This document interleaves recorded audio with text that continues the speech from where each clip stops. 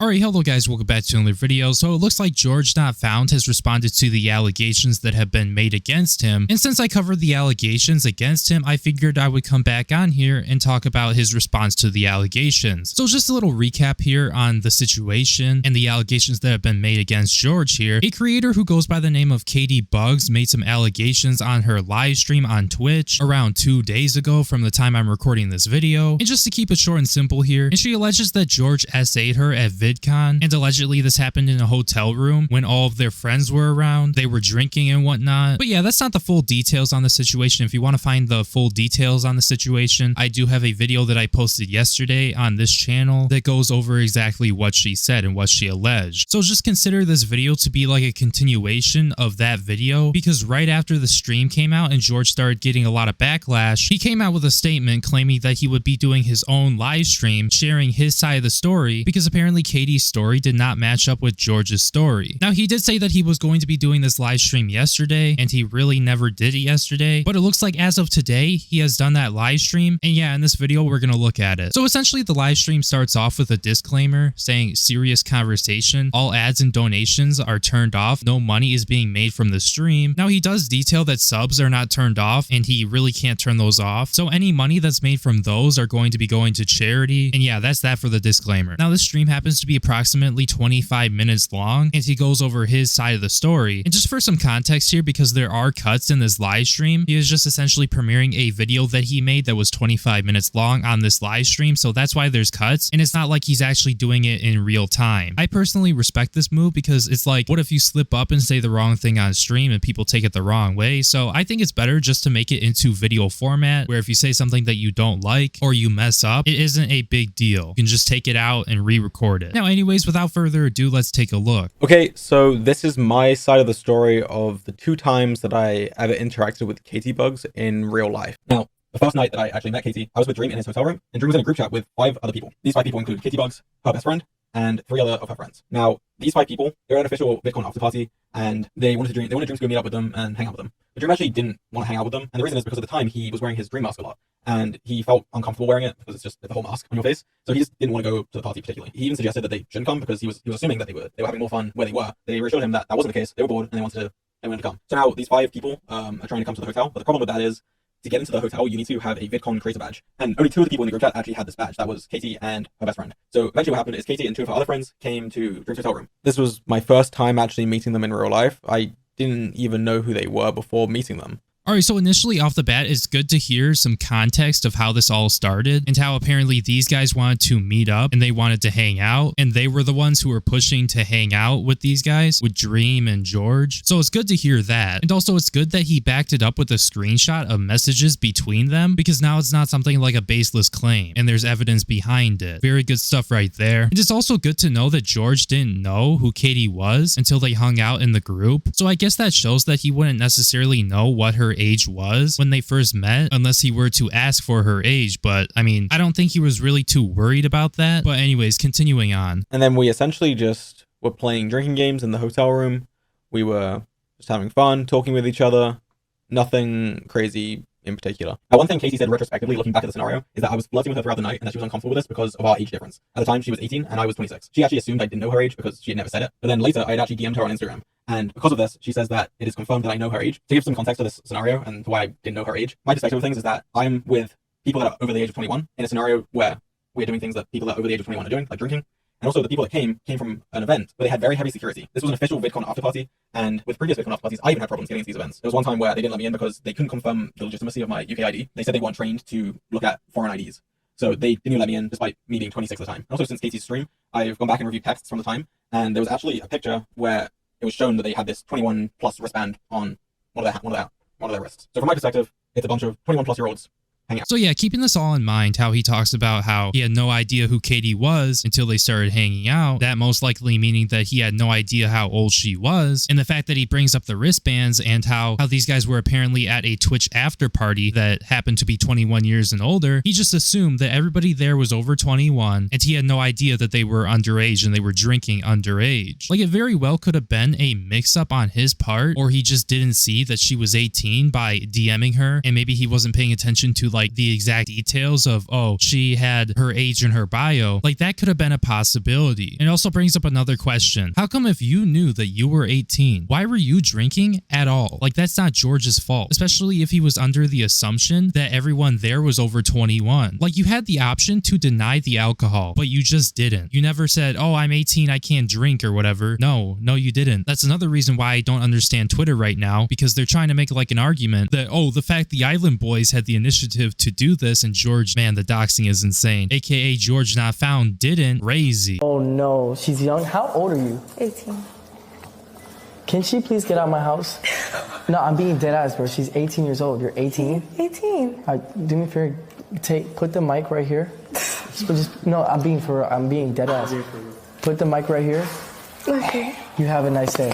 Well, maybe the reason why he didn't do that is because he just did not know, and he assumed that everybody was over the age of 21, and that's not his fault. Like I said before, she's a legal adult, 18 years old. She should be able to say no and tell people, oh, I'm 18, I can't have this, it's not legal, whatever. Like that's not his fault to have to, I guess, dictate everybody else's alcohol consumption by asking, oh, are you over 21 or are you over 21? Making everybody pull out their IDs and checks the IDs and stuff. Like he shouldn't have to do that. And he's saying he didn't know. So how's that his fault? But anyway, nothing actually particularly happened at this first night that we were hanging out. Everything was very friendly. We went our separate ways, and that's the end of the first night. And then the second time that we hung out was the next night after this. So we wake up the next day, we do VidCon stuff. After we're done, that's the final day of VidCon. So VidCon is now technically over, but we have one more night in the hotel before we need to leave the next morning. And actually at this point, I actually had a friend that I had only known online meet up with me for the first time. And the whole time I'd known him, he lived in a different country. He was actually living in Japan. And I told him I was going to VidCon, and he actually just happened to be in California at the same date, so the dates aligned, and we made plans to meet up. Now, he arrived early evening, I think it was around 5, 6 p.m. We were just hanging out in my room. Dream messaged me, I'm bored, can you come to my room? Let's hang out, essentially. That's what we did. Me and my friend that I just met, physically, I knew him online, went up to Dream's room, and we were hanging out. And again, the same scenario happens from the night before. They are trying to get him to go out to another party that they were at, and same story, Dream didn't want to go, but was open to them coming here. And again, that is what happened. This time, their friends were actually all able to get in. I don't know how they did it, but Caiti, her best friend, and 3 other of her friends ended up coming to the room, which had me, Dream, and my online friend that I just met. So 8 people total in this room at this point. This night was very similar to the one before. We were just hanging out, playing games, drinking, and just having a good time. So something I actually want to point out before I continue with the rest of the story is the way that she phrases some things in her story. Instead of saying that her and the rest of her friends actually wanted to come to the hotel to hang out with us, she said that one friend was invited by Dream, but she didn't want to go alone. So then they decided to go along with her because they were willing to go anywhere. I just think it's important to note already that the story is slightly different from the reality of it, and I'll be mentioning this a few more times throughout the rest of the story. You can see in these screenshots from the text at the time that they were all trying to come to the hotel, and it wasn't just oh, we're willing to follow her, essentially. They were all in the group chat and part of the discussion to go to the hotel. I also chose to mention my online friend. It doesn't really add to the story, but she never mentioned him or the 8th person that she brought with. So I'm just saying it because that's how it happened, and I want to make sure the story's straight. Another thing that she talks about is how we insisted that she drinks more, and that we insisted on playing drinking games, when this isn't the case. Again, they had already been drinking at this party before they arrived to the hotel room, and they had also been the ones that were asking to play the drinking games. So instead of us insisting that we play, they were actually the ones that were asking us. And you can see that in the screenshots here. They had actually texted multiple times, specifically wanting to play this drinking game that we had played the night before. Yeah, exactly. And it's not like he's making this up either, because according to the screenshots that he did display to back up what he was saying, you can see that the person on the other end, who I'm pretty sure is Caiti, by the way, says, want to play that game from last night, which would be in reference to that drinking game that they were playing. And yes, I do remember in her stream where she talks about how they were making her drink more, when literally right here, that got disproven. And that actually turned out to not be true. So as it stands right now, she made that up. Also, like I said earlier, she didn't have to drink. She could have just told people that she's 18 and, she's not allowed to drink. She doesn't want to drink because, that's not legal, and she doesn't want any problems, like things that could happen because, she gets drunk or something like that. She could have been like that, but it looks like she wasn't. And also he talks about how she didn't mention the 6th or 7th or 8th person. Yeah, that's another thing that really doesn't seem to match up, at least with what George is saying. So at this point, I don't know who's right about that. And at this point, I was pretty drunk, and so was basically everyone in this room. So at this point, we then moved to the couch. There's a couch in the room, and I sit next to Caiti. She also says, looking back on the scenario, that she confused her nerves for excitement when I sit next to her. But again, at this moment in time, everything was friendly. Nothing sexual happened. I'm just literally sitting next to her on the couch. And during this, she was laughing, smiling. She gave no indication that she was uncomfortable with me sitting this close to her. She also mentions that she was thinking about my age and that I was a lot older than her. Again, she was 18 and I was 26 at the time. And again, to clarify, I actually didn't know how old she was, despite her claiming that I did, just because it was in her bio. And it was clear to anyone there that she was not uncomfortable with me sitting next to her. And eventually, 2 of the people that came to the hotel room left. So then it was just down to me, Dream, my online friend, Caiti, Caiti's best friend, and a 6th mutual friend. Next, she says, this is a quote, resorted to playing games on her phone to avoid the awkward situation. Now, I just don't see how this is the case. She's implying that she is using her phone to essentially escape, in such an awkward scenario.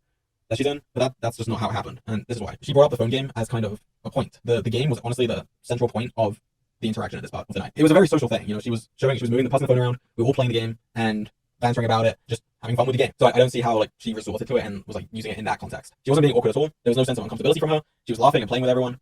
And yeah, I'm not really sure why she phrased it like this. We actually continued to send each other high score updates even weeks after the event. To add further context to this moment, we were all actually sitting on the couch that was in the hotel room playing this game on her phone. Yeah, so if this is true, this definitely is her twisting the story like a shit ton. And it's manipulating the narrative to try and make him look like he's a really bad person and that she was trying to get through an awkward situation. But what he's saying is that it wasn't awkward and it was a good environment and they were having fun. They were playing this game, passing around the phone. And he even backs it up by showing screenshots of them updating each other on their scores in the game, and it really seems like what he is saying happened is actually what happened because he backed it up too. And I'm more inclined to believe him when he actually shows evidence over her who just didn't show anything and it's all hearsay. Like, I hope you guys can see where I'm coming from. I'm believing the people who show facts, and if you don't show facts, then once again I will not believe you, because too many times we've had situations like the Caiti situation where people have almost had their careers ruined all because of a false allegation or somebody trying to twist something on somebody to try and pull them down and destroy their whole livelihood and career. Like, honestly, without George's social media and like his following online and his good reputation before all of this went down, what is George without that? At least when it comes down to paying the bills, I guess. Like, what is dude gonna do if all that just gets randomly one day ripped away from him, all because, you know, say some false allegations came through, which I'm not saying these are specifically false allegations yet, but there are a lot of holes in her story as of right now. And it only gets worse for her too, as you guys will find out as we keep going through this.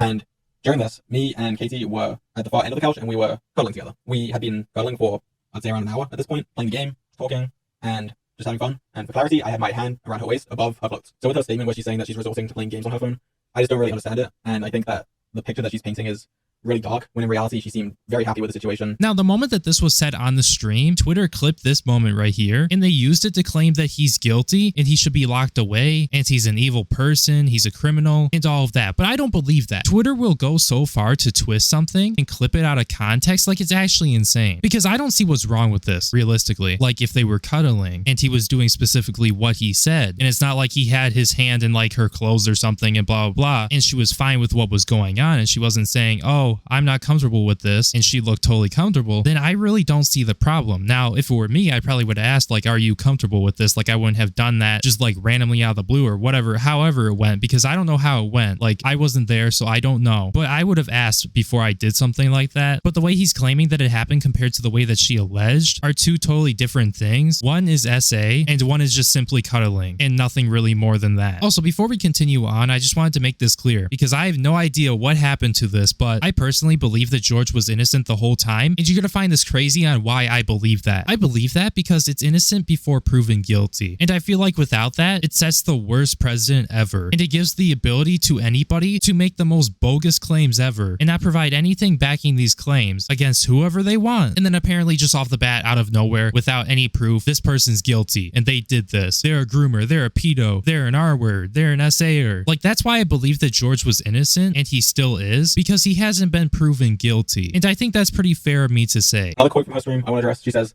there was more alcohol in the room and we were encouraged to drink some more as they offered the bottles to us. They said they would join us in drinking and insisted on drinking games. They had already been drinking before they arrived. They were drunk, and the way this is phrased, it makes us out to look like we're kind of preying on them and like forcing them to drink when they didn't want to, when that's not the case. And as I mentioned earlier, they were even the ones asking to play the drinking games via texts before they had even arrived. So then, this is when her most important claim happens. I'm just going to read the quote. She says, out of nowhere, I felt him slip his hand under my clothes, sitting next to me on the couch in front of everyone. He disguised it with a simple, are you ticklish? I coughed out a no, and still staring at my phone, I was overly aware of the fact that we were in front of other people. The fact that everyone else was sitting around us, watching us, including my best friend, and that his hand was inching further to places I hadn't asked it to be. Again, as I mentioned before, we had previously been cuddling on this couch for around an hour, but I did place my hand on her waist under her shirt. The way it's phrased makes it sound like it just happened out of nowhere, when in reality we'd been cuddling for over an hour at this point, and it was not out of nowhere. It was also around half an hour until I started moving my hand further up, and the way it's phrased just makes it seem like it happened pretty instantly and pretty quickly. There was nothing quick about it, it was very slow, and I was very cautious about it and making sure that she was comfortable throughout the process. Me and Katie were very touchy, very cuddly, and very slowly got more into it. I've always been overly cautious with consent, and this is not just because I'm a creator. I've been like this since before I was a creator, and I think that's just the way I am and just the way it should be. Nothing came out of nowhere. Everything progressed very slowly throughout the night. And also, before I continue, I want to make it clear that the furthest anything I ever got was under the shirt touching and cuddling. Obviously, people don't typically ask if everything is okay, even such as touching someone's waist under their shirt before they do it. But in this case, I was extremely slow, and she was engaging with me the entire time, laughing, cuddling with me, and even playfully fighting me for the game that we were playing. Yeah, I mean, if people are really going to claim that this is not normal or that this is some sort of like sexual assault or something, like, no, it's not. This is literally normal. This is essentially making a move. That's what this is. At least if it went the way that he is saying it went. And especially if she's not telling him no or saying I'm uncomfortable, then of course he's going to keep going further and further. But he was very careful to not, like, you know, go too far with it. Like, I'm not sure if the Twitter users know this or not, because they just don't go outside or what, or have never gone through dating or anything like that, or getting close to somebody else like that in an intimate way. But that's literally how this shit goes. Like, that's normal. Again, the quote that she said, he disguised it with a simple, "Are you ticklish?" I coughed out a no. She's implying that it's with malicious intent, and that she coughed out a no would also imply that I should be able to tell that she was uncomfortable with it. She says later, he made a game out of my embarrassment where he would touch me in certain areas to make me lose the game I was playing. Now, I actually remember this quite vividly. I remember she was playing the game, and there were parts where it would be very easy to lose if you were distracted. And she's right, I did do that. There were points where she was playing the game, and she was at a point where it was easy for her to mess up, and I would, for example, tickle her or like squeeze her, and when I did this, she would laugh, she would turn around and smile at me, or she would play fight with me because I just made her lose the game. She also says how, quote, I didn't speak or move. I remember being afraid to even breathe. I stayed there for a while, hoping my stillness could make me disappear. Now, to reiterate, anytime that I did this, it was met with her either smiling, laughing, play fighting with me, and there was no reason for me to believe that she was uncomfortable with it. She was not moving. She was not speaking. Of course, I don't believe that silence is consent. I just want to make sure that it is abundantly clear. She was visibly and physically responding well to everything that we were doing. I also want to comment on how she said that she had to stand up after many minutes for it to stop. She did get up multiple times throughout the night. For example, to go to the bathroom, to get a drink. Also, when her friends left, she got up to say goodbye to them, and she would come back to the same scenario. I also just want to point out that her best friend was here during this whole process. Then afterwards, he had to leave. And I think it is important to note that she made the choice to stay behind for many hours more. And as I mentioned before, she did get up, say goodbye to them, and came back. We were even talking about staying up to wait until 11 a.m., which was the checkout time of the hotel. Since it was the final day, we were like, oh, I don't know if we want to go to sleep for a few hours, might as well just stay up. But that's not what ended up happening. And it's at this time that Caiti says that, this is a quote, I went to leave, and the older guy then decided to leave too. This is phrased in a way that makes me look kind of creepy, to be honest. She's basically saying she left, so I decided to leave too, which is not the case. What actually happened is Dream had decided he was too tired and was going to bed.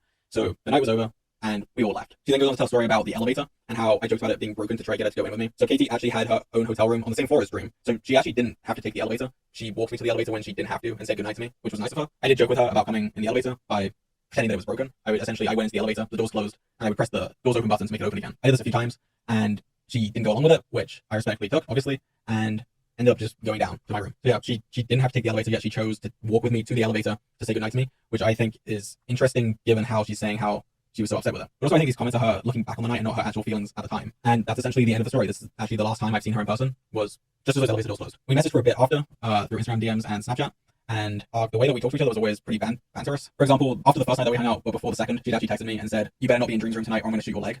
Obviously, she's not going to shoot my leg. We're just messing with each other. And I'd actually responded to her and said, well, guess what? I'm actually here right now. And yeah, after this, we texted for a bit, sometimes daily, sometimes we would take a few days break, even a few weeks at some point. And at some point after VidCon, we were actually both in London at the same time. And she let me know this through her DMs. Now, I will say she didn't come out outright and say, I'm in London. But she did say that she'd gone to a place that was known to be a London thing. And I commented on that and said, and asked what she was doing in London. Just to clarify, we did not meet our boss in London, nor make plans to do so. She was always extremely friendly to me. I was friendly to her. And honestly, I was very shocked to hear her say the things that she did say during her stream. When I first opened up her stream, it was after she'd already streamed it, but not long after, so people hadn't yet made the connection that it was relating to me. And when watching it, I was actually interested. I was thinking, okay, what's this going to be about? And then when she started saying more and more details, I realized, wait, this is about me. I was very, very confused, very shocked, and didn't quite know what to think, given I had no impression of any wrongdoing throughout this whole relationship that I had with her. Not at all. Like, it was, if anything, it was the opposite. I thought we had a pretty good relationship, despite the fact that we actually hadn't talked in a while. I thought if I'd seen her in real life again, everything would be fine and we would be friends. It was actually around this point, after VidCon had finished and we were messaging, that I found out her age.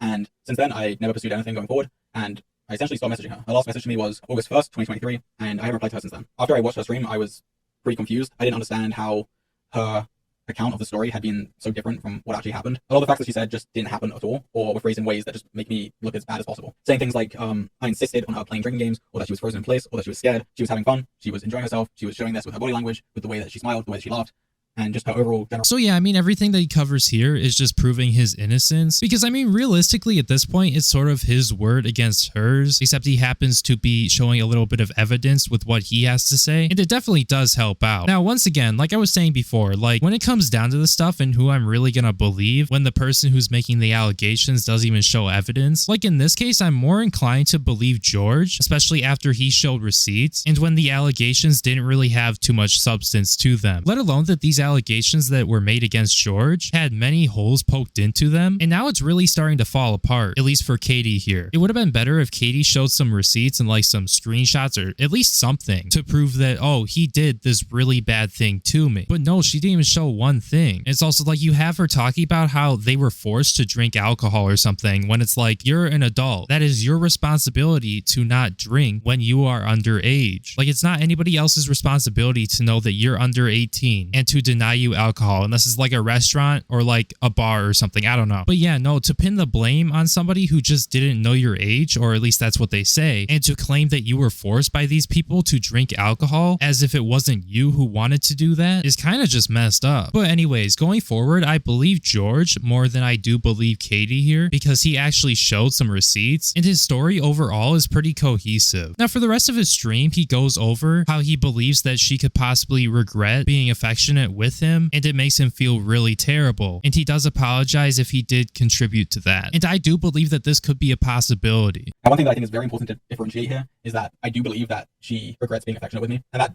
that really does make me feel terrible. I never want to make anyone feel uncomfortable or regret their interactions with me or anything along those lines, regardless of if it's sexual or not. And I'm truly really sorry if I contributed towards that. What's important to differentiate is that she was uncomfortable with this after the fact and not during. She says, quote, "At the time of it all, I convinced myself I was lucky. I was lucky that it had happened to me. I was excited to be around such big creators, to be at that convention in general." Now, actually, I've had a similar scenario to this where I had a sexual experience with someone where in the moment I was perfectly happy with it happening, but then afterwards I regretted it.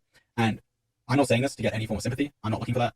That is not the case at all. I'm simply saying this because I can see the similarities in the situation. Now, I'm not mad at the person that I was in this sexual experience with at all. I have no negative thoughts on them. I simply did not like how it ended up, and if I could go back and not do it, I wouldn't have. I wanted to do it in the moment, but then changed my mind later, which is completely valid. You're completely allowed to feel that way. But what isn't okay, and I think is just completely unfair, is to act as if I am the bad person in the scenario because you changed your mind later. I also want to separate this from abuse and certain scenarios that other people have dealt with recently or just in general. I think it's completely fine to come to terms with your abuse over time and realize that it was bad for you and a terrible situation to be in, and to then look badly back on that person. That is completely valid, but this is different. Again, this all happened within a 4-hour period, 3-4-hour period, and I was not given any sign of discomfort, unhappiness, or anything along those lines. Yeah, definitely, 100%. I have heard of a lot of stories where people will regret things in their relationship or something that happened between two partners and say, even if it's like a sexual act or something, you know, they didn't like it after the fact. And they were so mad about it to the point where they went and they tried destroying somebody's career or alleged that it was like some sort of sexual assault or something, despite that not necessarily being the fact. And I've heard of stories where innocent people will get put away in prison for kinds of things like this. And it really is fucked. Like, you can definitely regret like a situation or relationship you had with somebody else, but it's really irrational to go and try and ruin their career or like try to get them arrested or something because you regret what happened. I 100% agree here with George. So now what I'm thinking is, why would she come out and say it like this? Why is she saying this? Now, I don't think she's purposely being malicious or trying to hurt me or ruin my career or anything like that. What I do think is that she is surrounded by a friend group that completely despises me and my friend group.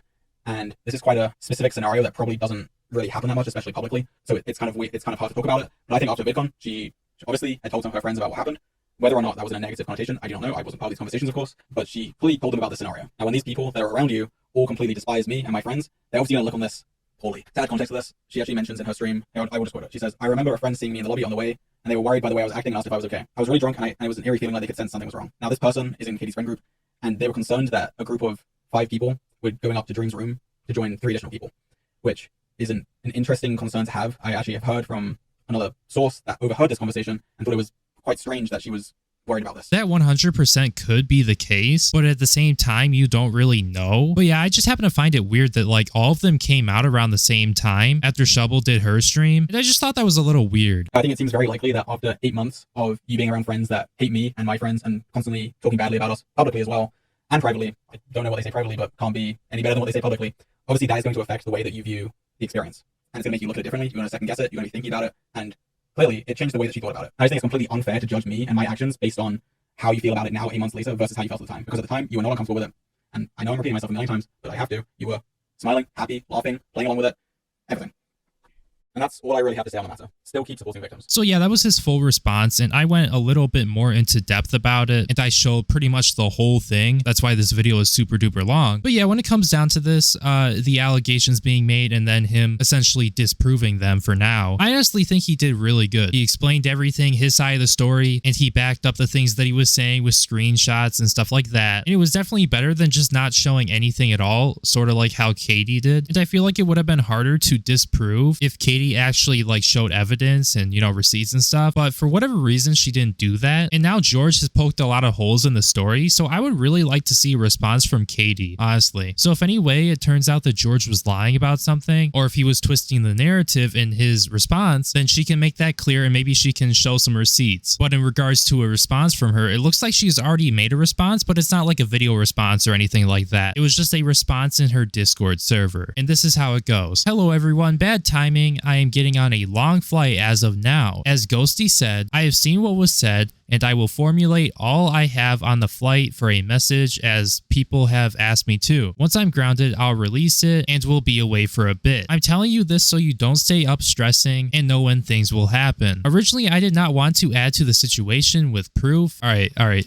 hold it for a second. I usually don't do this, but what? What do you mean? Okay, wait a minute. All right, you didn't want to show proof. For what reason? Why? Is it because you don't have it? Like, it just doesn't. Okay, that really does not make any sense to me. If you had proof, you could literally crucify him. Like, that's insane. And this is literally when everybody forgets about innocent until proven guilty. Like, these people can get away without showing evidence and have him crucified for it, despite the fact that how it works is he's innocent until proven guilty, right? And I know that's like in a court of law, right? But it's something that I go by, and it's something that a lot of people go by because it's literally correct. And it works in a way so we don't have people just making false allegations against other people, ruining people's careers and getting away with it. So yeah, why don't you want to show proof? What is holding back the proof? I really want to know. I didn't want to create this idea that it's petty drama. It's not. And not real life people that have been affected. That's affected with an A, by the way. I also don't want victims to feel they have to prove themselves to people to be believed. I believe you, but I cannot control how situations play out. Okay, are you guys hearing this correctly? If all of you guys watching this video are not fuming right now, especially men who are watching this, you might as well start fuming. Because what the actual fuck? This sets a really bad fucking precedent. Like, I've been talking about this. Like, you don't want victims to feel they have to prove themselves when they make fucking like the most crazy allegations against somebody else. And that's why you're not showing the proof you have that would literally crucify George if you did put it out. Like, what's so bad about what she said though, despite her maybe having proof or maybe not having it, is with this ideology of victims shouldn't have to prove themselves to be believed or whatever, and for people who have allegations out against them to have their careers ruined with no proof, makes it so that anybody out there who doesn't like somebody else for whatever reason can make up the most insane allegation like, oh, he R-worded me, he killed my family, he abused my mother. I don't know, dude. They could make up like the most insane fucking shit, and then apparently, according to this logic, we're just supposed to believe that person, and they happen to not show evidence of anything. Now the person who's on the other side of the allegations, especially in the Minecraft community, if it happens in the Minecraft community, everybody jumps onto the ship of the potential victim, and the person who has been made out to look like the worst guy ever, without even hearing their side of the story, gets bombarded by so much fucking hate and people believing that, oh, the person who had these allegations put onto them from another person is the worst fucking person ever, and they're a total piece of shit. Like, if you're a rational thinking human being, you would know how fucking bad this is, and why this sentence is an abomination. Like, I'm not saying discredit or like say that a potential victim is lying or whatever, but to just believe them at face value like that when they don't even show any evidence, and to claim that you don't want victims to feel they have to prove themselves and their allegations, is just fucking wild. This will be the only proof or response I have, as I don't want to keep proving myself and participate in a drawn out back and forth publicly. You really never proved yourself in the first place, so I don't know what you're on about. The more information and screenshots released, the more complicated everything gets, and the point of all of this becomes lost. I don't want to participate in him proving himself or me doing so. So what you're saying here is if you release, like, I guess the evidence that you have, it makes him look good? Or am I just hearing that wrong? Because isn't proving himself, like, doesn't that mean like proving himself innocent? Like, I just don't understand why you cannot show the evidence. Like, you would literally crucify him if you had something really damning there and you released it. Once again, why are you holding back? I just wanted to show my story so victims around me know they aren't alone. I mean, I guess I can understand that because you didn't really include his name, but you gave away a lot of details that linked it back to him real quick. And maybe if it was just supposed to be a story that you wanted to share for like the other victims out there, I guess. Maybe you should have been more vague about it so people couldn't instantly find out who the oldest person in the group was. This is just criticism, by the way. I will let people do as they please moving forward and will not respond to anything else, as well because I need to take time for it all. I mean, it's not that hard just to show some evidence to prove that George is a piece of shit like you claim he is. Let me add indirectly. Now, besides that, other people have responded to this. Like Dream has came out and he has typed up a whole thing responding to it, essentially defending George, and other people have been interacting around on Twitter and stuff. And for that, I'm not going to include it in this video. I'm going to make another video tomorrow and I will go over all of that stuff because this video has been going on for way too long. And yeah, I think I'm going to wrap it up right there. Thank you guys so much for watching. If you found the video entertaining, enjoyable, informative, however you feel about it, if you like it, make sure you hit the like, comment, and subscribe. Thank you guys so much for being a member to the channel. Your support really means the world to me and I really do appreciate it. Now with that all being said, my name is Breone. Question allegations all the fucking time and I will see you in my next video. Peace.